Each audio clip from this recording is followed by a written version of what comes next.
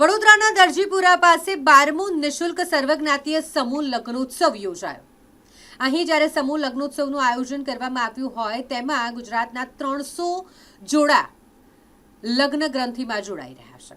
વાઘોડિયાના ધારાસભ્ય ધર્મેન્દ્રસિંહ વાઘેલા બાપુ, જેઓ છેલ્લા 11 વર્ષથી આ સમૂહ લગ્નોત્સવનું આયોજન કરી રહ્યા છે, સેવાની સરવાણી વહાવતા શ્રી વાઘેશ્વરી ચેરિટેબલ ટ્રસ્ટ દ્વારા આ ભવ્ય અને દિવ્ય સમૂહ લગ્નોત્સવનું આયોજન કરવામાં આવ્યું છે. નેશનલ હાઈવે ખાતે આવેલ પાંજરાપોળ ગ્રાઉન્ડ એરફોર્સ સ્ટેશનની બાજુમાં ભવ્ય કાર્યક્રમ યોજાયો. સમૂહ લગ્નોત્સવમાં ગુજરાતના નામી સંતો, મહંતો અને રાજકીય આગેવાનો હાજર રહ્યા. વિવિધ સમાજના અગ્રણીઓ સહિત લગ્નોત્સવમાં વરવધુ અને તેમના સ્વજનો ઉપસ્થિત રહ્યા. વાઘોડિયાના ધારાસભ્ય છેલ્લા 11 વર્ષથી આ સમૂહ લગ્નોત્સવનું આયોજન કરી રહ્યા છે. ગુજરાતમાંથી 300 જોડા આ પવિત્ર લગ્ન સંબંધમાં અહીં સમૂહ લગ્નોત્સવ દરમિયાન જોડાયા. અનેક ગરીબ પરિવારો માટે આ પ્રકારનું આયોજન આશીર્વાદ રૂપ હોય છે અને તેવું આયોજન જ્યારે વાઘોડિયાના ધારાસભ્ય દ્વારા કરવામાં આવ્યું હોય અને આ 300 જેટલી દીકરીઓને તેમણે પરણાવી અને સમૂહ લગ્નોત્સવ સફળતાપૂર્વક સંપન્ન થયો.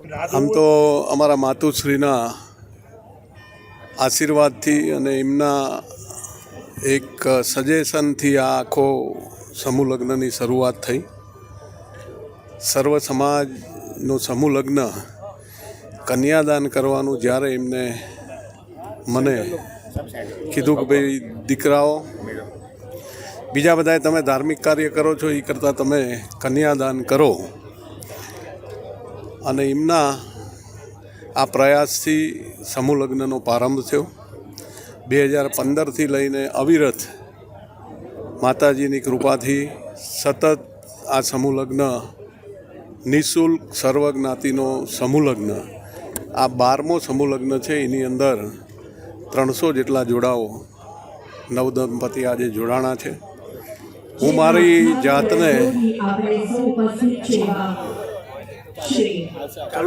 મારા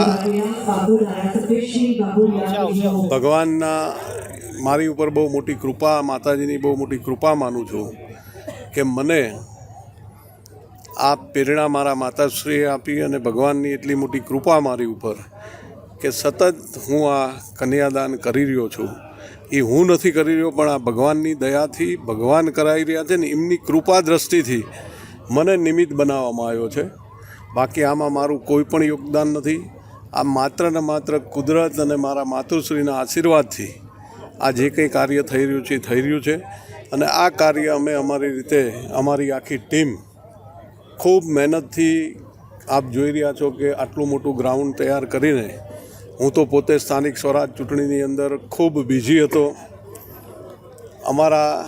બિલકુલ મારા આ સમૂહ લગ્નની અંદર મને 2 જ દિવસનો ટાઈમ મળ્યો છે. બાકી તમામ અમારી આ ટીમ, મયંકભાઈ, લાલાભાઈ, નવગણસિંહ અને તમામ કાર્યકર્તાઓ ખૂબ ખનથી આ કાર્યક્રમનું આયોજન કરીને આની અંદર પોતાનું તમામ પરસેવો રેડીને ખૂબ સરસ મજાનું આયોજન કર્યું છે. એટલે અમારી તમામ ટીમ અને કાર્યકર્તાને ખૂબ ખૂબ અભિનંદન આપું છું અને આપના માધ્યમથી કહેવા માગું છું કે આવું ને આવું કાર્ય વધારે કરવાની ભગવાન અમને શક્તિ આપે. દર વર્ષે, આ વર્ષે પણ અમારું 500 જોડાનું આયોજન હતું, પરંતુ 300 જોડા થયા છે. હજી પણ દર વર્ષે આ અવિરત કાર્ય સેવાનું ચાલુ રહેવાનું છે. આ સિવાય પણ અમારા એજ્યુકેશન, જે કંઈ મા બાપ વગરની દીકરીઓ હોય એને અમે દત્તક લીધેલી છે. જે દત્તક લીધા વગરના પણ દીકરા દીકરીઓ છે, એને જ્યાં કોઈ જગ્યાએ કોઈ પણ સ્કૂલ, કોલેજ, યુનિવર્સિટીની ફી ભરવાની હોય તો અમારું ટ્રસ્ટ અમે એ લોકોને મદદ કરતા હોય છે. અને આપ જાણો છો કે અમારા રક્ષાબંધનમાં પણ અમારી 7000 જેટલી બહેનો દર વર્ષે રાખડી બાંધવા આવે છે. આની અંદર પણ જે કોઈ જૂના નવદંપતિ આ સમૂહ લગ્નની અંદર અગાઉ જોડાયેલા છે, એ તમામ લોકો પણ આની અંદર આવ્યા છે. મને ખૂબ આનંદ અને મને ખૂબ ગર્વ થાય છે કે ભગવાને મને આ કાર્ય કરવામાં સક્ષમ સમજ્યો અને હું આ જે કંઈ કાર્ય કરી રહ્યો છું એ માત્ર ને માત્ર ભગવાનની કૃપાથી કરી રહ્યો છું. આમાં મારું કંઈ જ પણ નથી.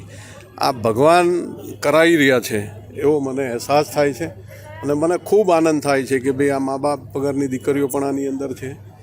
ગરીબ ઘરના દીકરા દીકરીઓને આ એક સમૂહ લગ્ન નહીં, પણ આની અંદર એક ખરેખર આ કાર્ય કરવાથી મને ખૂબ મોટી ઉર્જા મળે છે. અને ખૂબ શક્તિ મળે છે અને ખૂબ હજી પણ એવો ઉમંગ થાય છે કે પણ હજી અમારા ત્યાં અમે આના કરતાં પણ અમારા વિસ્તારના ગરીબ દીકરા દીકરીઓને આ બે દિલોનું મિલન કરાવી મા બાપની ચિંતા દૂર કરીને હજી અમે વધુ સમૂહ લગ્ન આવતા વર્ષે કરવાના છીએ. આનાથી પણ ભવ્ય કઈ રીતે અમારો સમૂહ લગ્ન થાય અને આ લગ્નની અંદર જે કંઈ જોડાય એને પોતાને એવું થાય કે ભાઈ અમારા લગ્ન ધામધૂમથી થયા.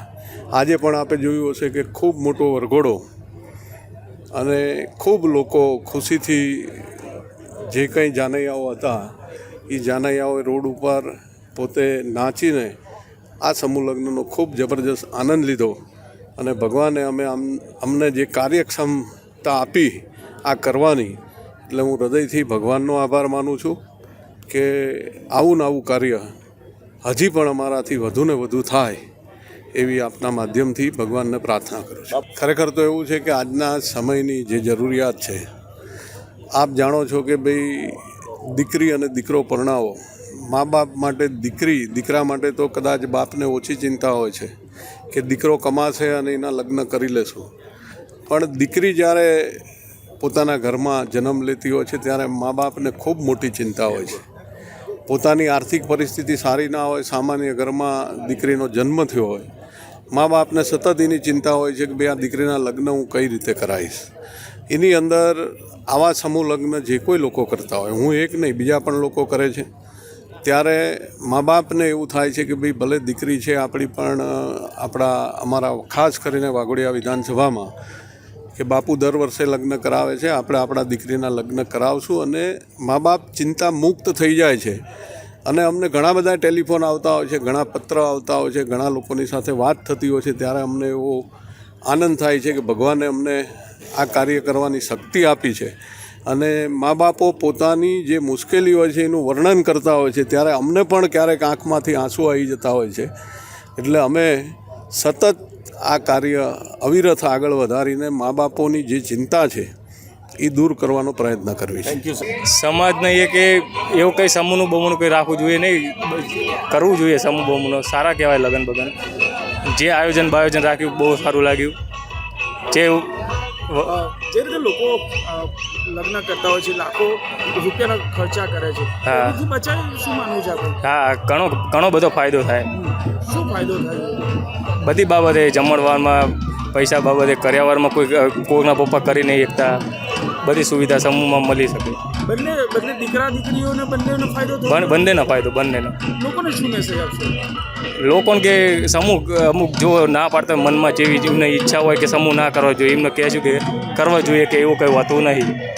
તમે એક માલેતુજાર પરિવારમાંથી આવો છો, એક માલદાર તખતસિંહ સાહેબનું સ્વાગત કરશે કેસરીસિંહ ચૌહાણ.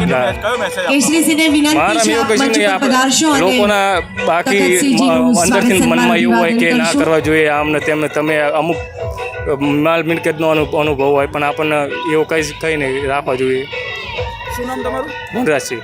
સમાજને એ મેસેજ આપવા માંગુ છું કે દરેક દીકરીઓએ અને દરેક દીકરાઓએ આવા સમૂહ લગ્નમાં ભાગ લેવો જોઈએ, જેથી દીકરીના પરિવારને પણ એ રહી અને દીકરાના પરિવારને પણ સારું રહે. આપણે આ રીતના મેરેજમાં ભાગ લેવો જોઈએ, જેમાંથી આપણા પરિવારને પણ પૈસાની તંગી ના પડે અને સારું રહીને આ આપણને એક સારો મેસેજ આપી શકીએ કે આપણે ખોટા પૈસાનો બગાડ ના કરવો જોઈએ અને આ રીતના આપણે મેરેજ કરવા જોઈએ બધા અને કપલો સાથે. મેં સમૂહ લગ્ન કરું છું, તો એમાં એ ફાયદો છે કે અમારા ઘરના હવે ખોટા ખર્ચો કરે એના કરતાં અમે અહીં આવીને સમૂહ લગ્ન કરીએ એ સારી વાત છે. કેમ કે ખોટા ખર્ચા કરવા એના કરતાં કોઈ સારા નેતા આપણા સમાજના સમૂહ લગ્ન કરાવતા હોય તો એ કરવું સારી વાત છે. અને અત્યાર સુધીમાં તો અહીંથી લગભગ 3000 છોકરીઓ જેટલી સમૂહ લગ્ન કરીને વિદાય લઈ ચૂકી છે, જે ધર્મેન્દ્ર વાઘેલા બાપુ તરફથી કરાવવામાં આવી રહ્યું છે. શું સમાજને શું મેસેજ આપશો? કારણ કે સમાજને તો મેસેજ આપીશું કે આપણે સમૂહ લગ્નમાં ભાગ બને તો સારું છે. કેમ કે ઘરે જેટલો ખોટો ખર્ચો કરવા એના કરતાં કોઈ જગ્યાએ સારી રીતે સમૂહ લગ્ન થતો હોય ત્યાં કરાવે તો સારી વાત છે. મારું નામ ભીલાલા પ્રણોદ મુકેશભાઈ છે. ધર્મેન્દ્રસિંહ વાઘેલા સર, જે છેલ્લા 11 વર્ષથી સમૂહ લગ્ન કરાવી રહ્યા છે, એમને લગભગ 3000 ને ઉપર દીકરીઓનું કન્યાદાન કર્યું છે અને આ વર્ષે મને પણ મોકો મળ્યો છે કે એમના હાથે મારું કન્યાદાન થાય, તો એના માટે હું ખૂબ ખૂબ ખુશ છું કે એમના હાથે મારું કન્યાદાન થાય છે. તો એના માટે ધર્મેન્દ્રસિંહ વાઘેલાને મારા દિલથી થેન્ક યુ, અને આવા જ કામે કરતા રહે એવી પ્રદ્યુમનસિંહ વાઘેલા આપને વિનંતી કરીએ છીએ. કરુણા પરમ પૂજ્ય શ્રી વિક્રમદાસજી મુનિ સેવા મહારાજ આશ્રમ કાલોલ બાપડિયા.